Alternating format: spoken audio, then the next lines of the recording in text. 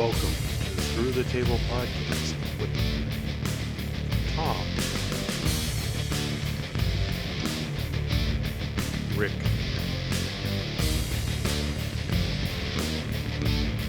Russ, JL, and Brian.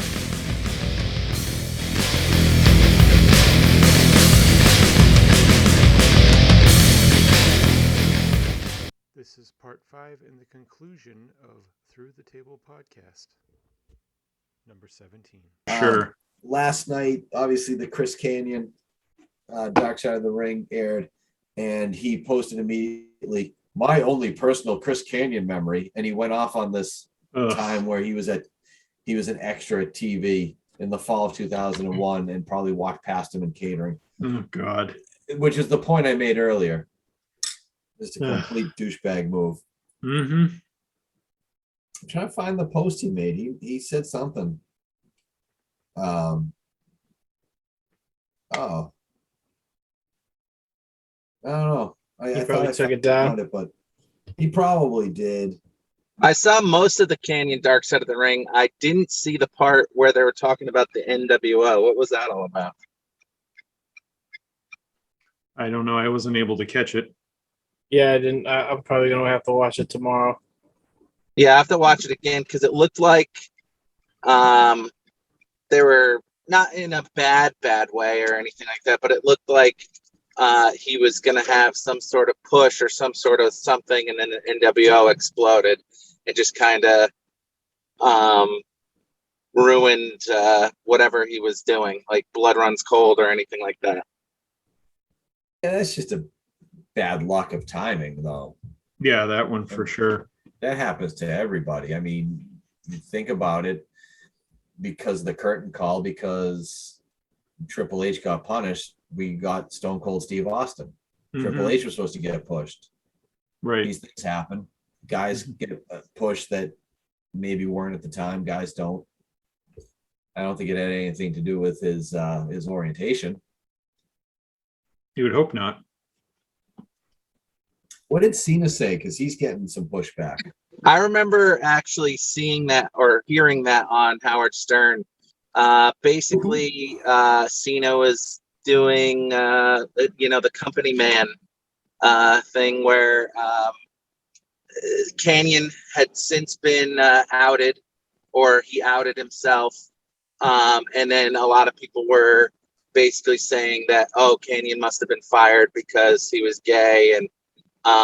And then Cena was just like, that wasn't it. He was fired because he wasn't good.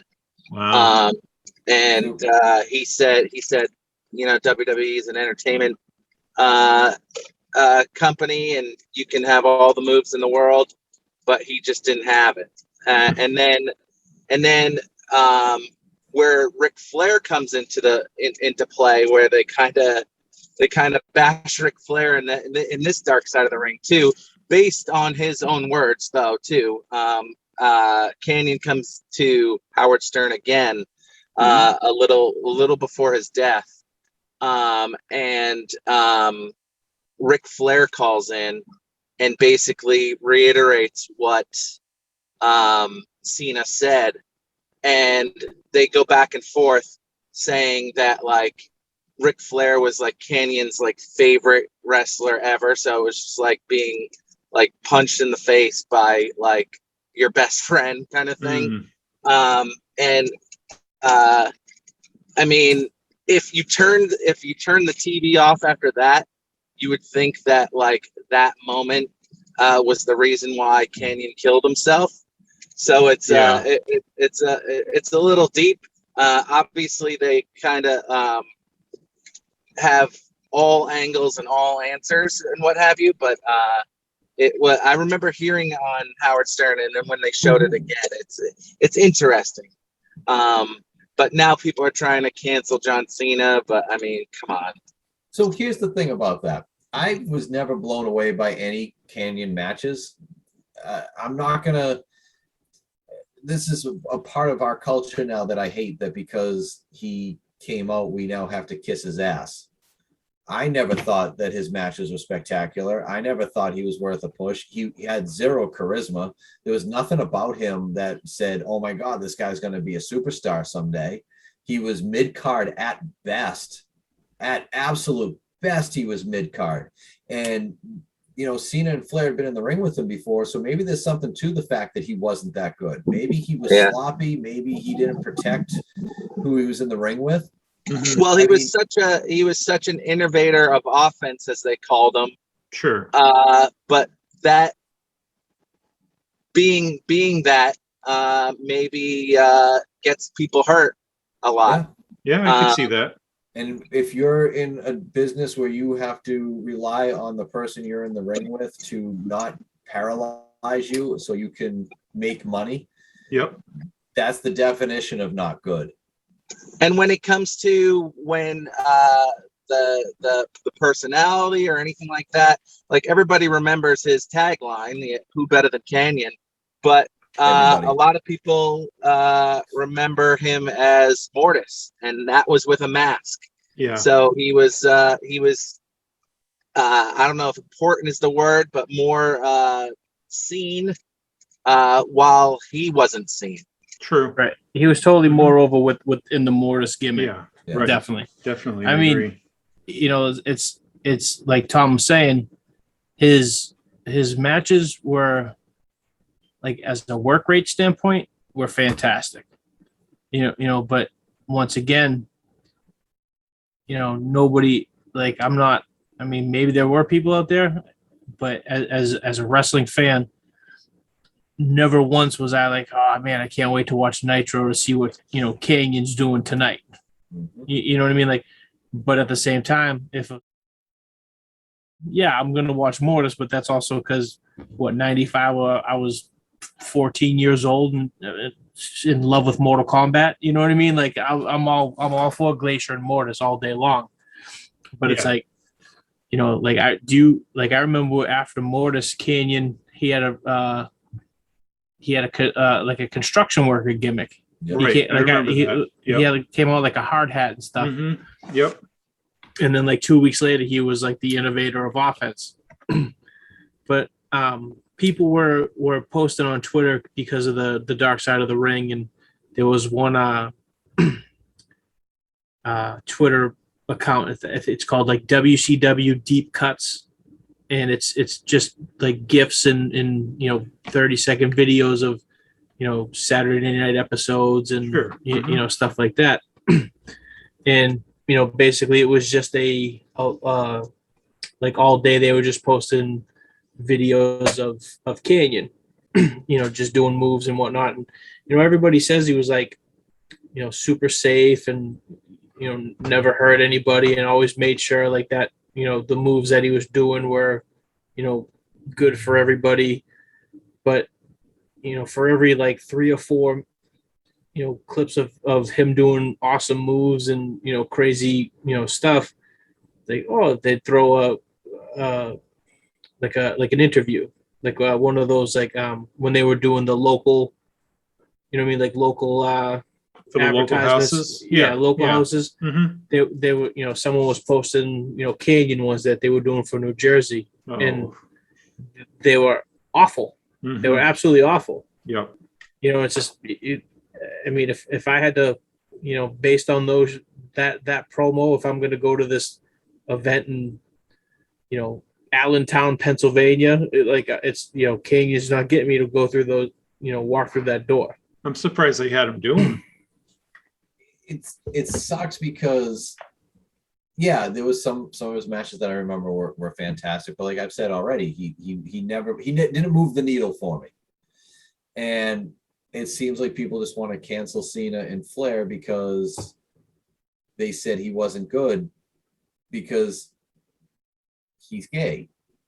But I don't think that's the reason. I think he was legit wasn't good. And I don't think we see the difference. Just because he's gay doesn't mean we need to kiss his ass. If he sucks, he sucks. Right. Literally and figuratively. But see, I don't even think he was terrible. Like, I just think it was, honestly, if he, you know, it's kind of like you always hear the you know, like Eddie Kingston. It's like, he was born too late, or Yeah. like I kind of feel like Canyon's kind of the opposite. If I feel like Canyon, the way Canyon's style was, he would definitely fit in more today For sure. as like the look moves. You know what I mean? Yep. Like Just you high don't have spots. Who cares? yeah, just moves. Mhm. No, Right. you don't have to talk to get people in the building. Nope. You know what I mean? You just go out there and do moves. He's part of the show. He doesn't have to be, anything else. Right. So it's like and I kind of feel like he's like his style and the way he delivered his moves and whatnot. It's definitely like laid the groundwork for how people do moves and put matches together today. Definitely. I definitely see that. Because you didn't see anyone else doing some of the stuff he did back then at all. Right. No one. And also because Mortis / Canyon, that was my first finisher in the EWA was the flatliner, Oh, yeah? and then Rain stole it. Rain has stolen everything. Yep. And then he disappeared with all of our hearts. Because he was too young. He was already better than Bob. Probably still is. Yeah. He had a great match with me, though. Damn Yes, it. He did.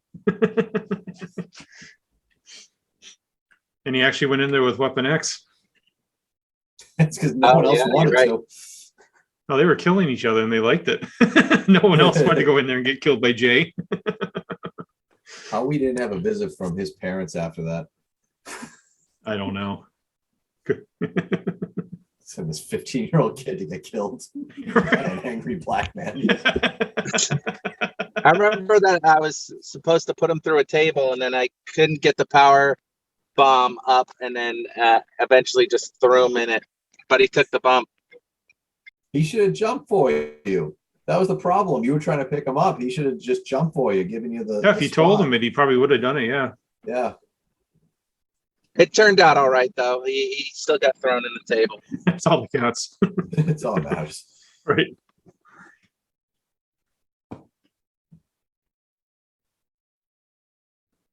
Oh, I see that yawn. Yeah. I just passed a sign that said "Smoke meth and hail Satan." So Wow.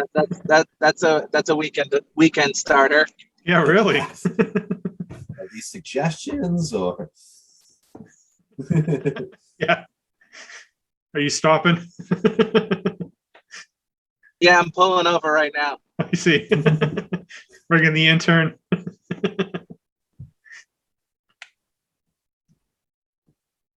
So what does everybody think about the Joe Gacy situation there on NXT? They just kind of scrubbed him from existence within the last week. The last 2 days.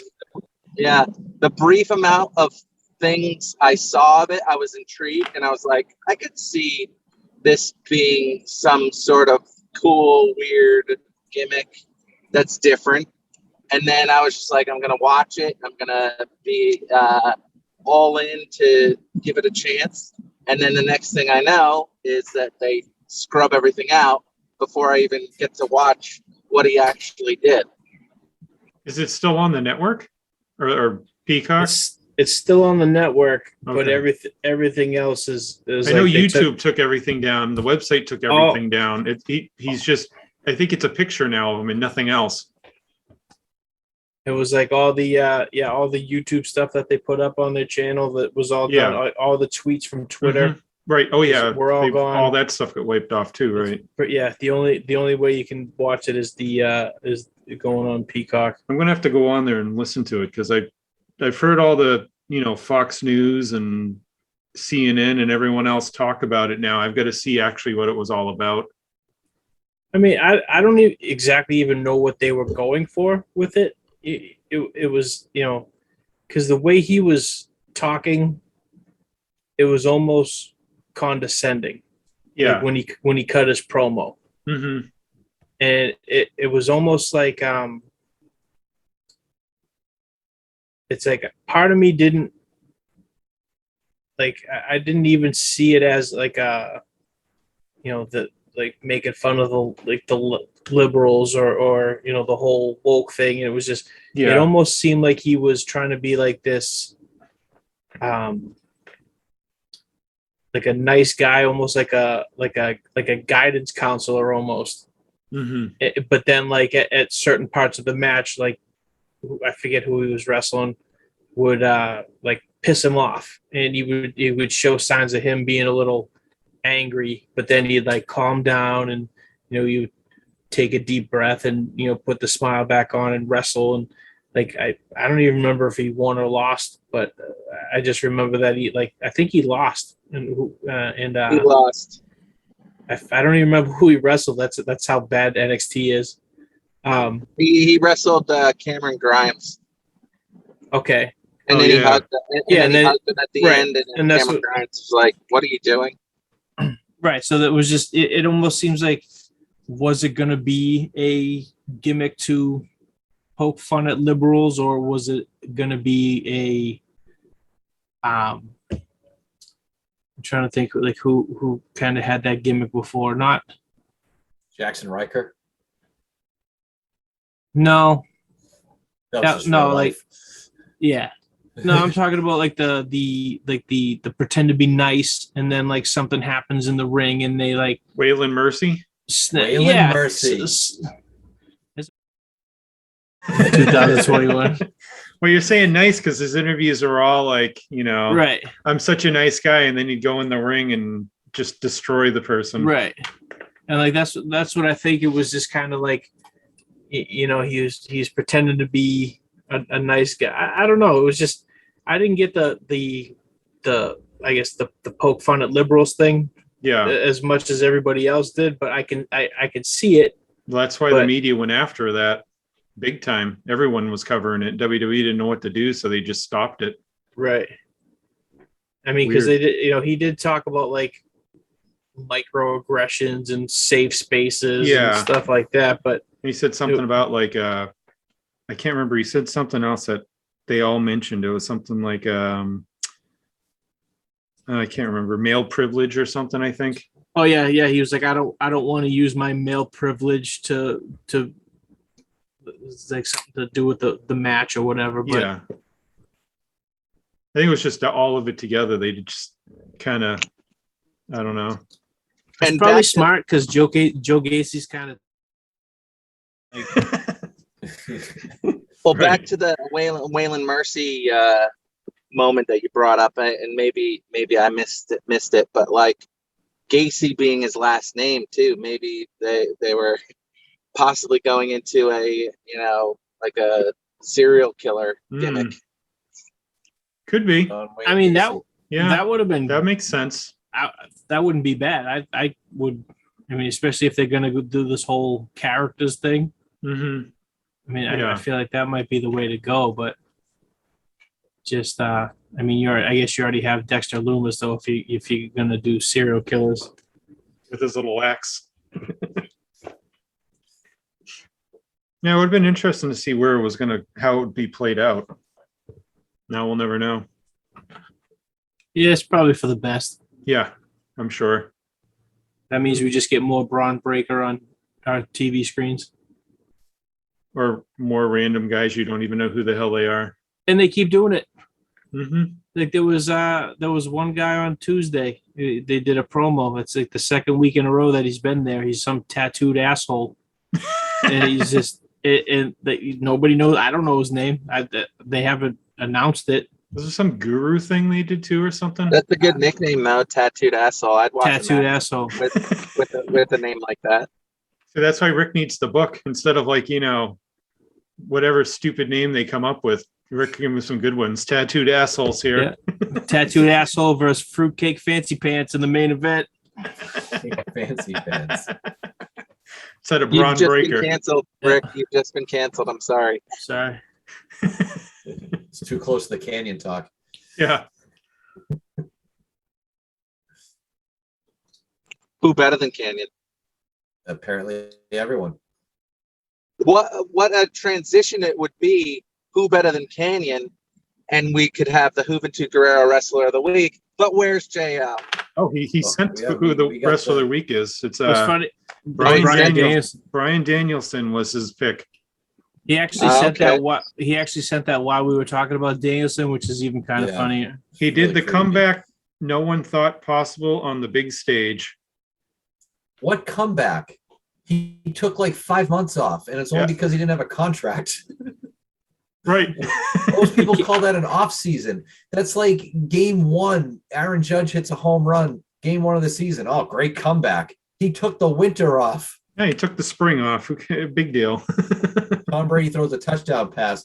What a comeback. Hey, took the summer off. Yeah. Stop. That's what it is. That's what the last thing. And then he came back for a match 100 or so days later. So Tom Brady won the championship, and then he has now come back and is 2. It's a hell of a comeback. Yeah. I think Russ is frozen. Yeah, Oh, he no. he broke up a little bit for me. I didn't hear what he said most of it. But I got the gist of it. Yes, for sure. Thank you for listening to Through the Table podcast with Tom, Rick, Russ, JL, and Brian. Catch us on Twitter and Facebook. Please like and subscribe. Thank you. Till next time.